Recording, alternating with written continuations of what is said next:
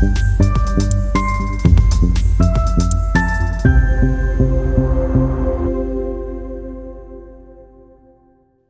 right, so to dive into lesson 2, today we're going to be covering more of an overarching strategy for launching successful crowdfunding campaigns.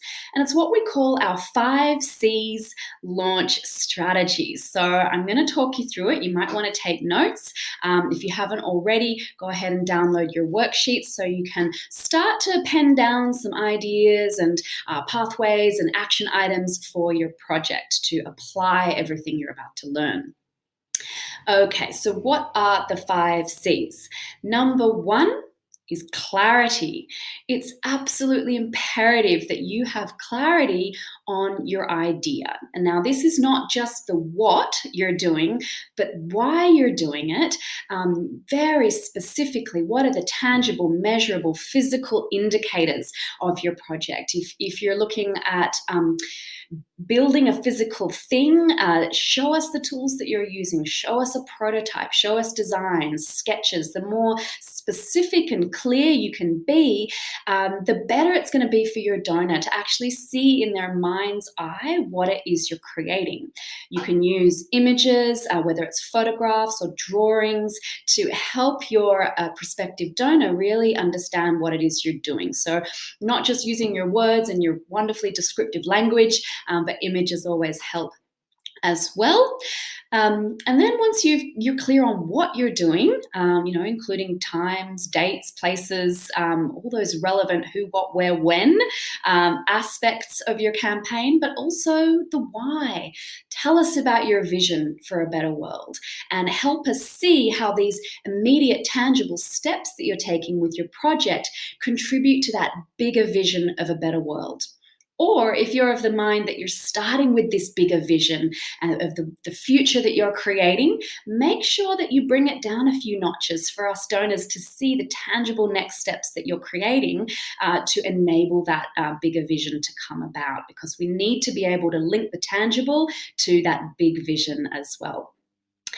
So that's clarity in terms of your story. A couple of other areas where you're going to need crystal clear clarity is around your launch date.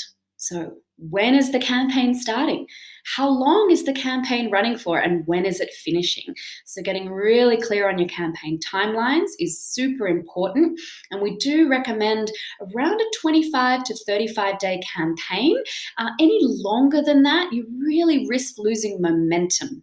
Any shorter than that, and you might not have enough time to build up. So longer campaigns are not always better, particularly if you're a small team, because you do risk losing that momentum. And a final area where you need clarity is around your fundraising target. So how much are you raising, and what is it going to enable you to do? Remember to pin that fundraising goal back to the impacts and outcomes that you're going to create. Be really clear about how that first fundraising goal will enable you to take certain steps.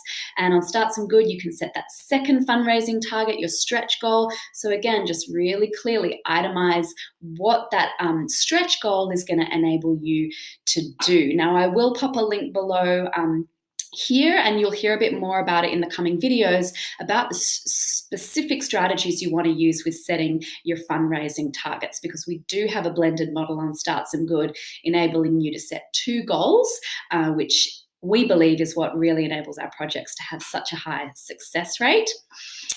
So that's clarity. You can go ahead and download the worksheets related to clarity to help you brainstorm your project, get clear on your story, your campaign length, and your fundraising goals. So the second C of crowdfunding is credibility, okay? Because you need to be able to communicate with your audience why you and your team are the right people to be starting this project, and that you have the relevant skills, that you have the capacity and credibility to deliver on your promises. Moving on now to the third C of crowdfunding, communities. Not just any old communities, carefully chosen communities, because your goal is to convene, not convert. So you want to rally people who care about what you care about, who believe in the future that you're creating, and bring them together. So this is really all about your outreach strategy.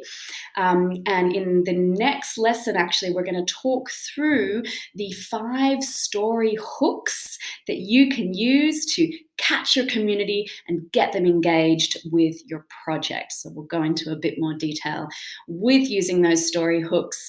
But for now, we're just going to move on to the 4th C, which is channels. So once you've identified who your communities are and you know which story hooks are going to engage and inspire them to donate, you then need to think about what channels you're going to be using to reach them. So an example of a channel: Facebook, email, WhatsApp, personal messages. And so with email, even splitting it to database emails and personal emails.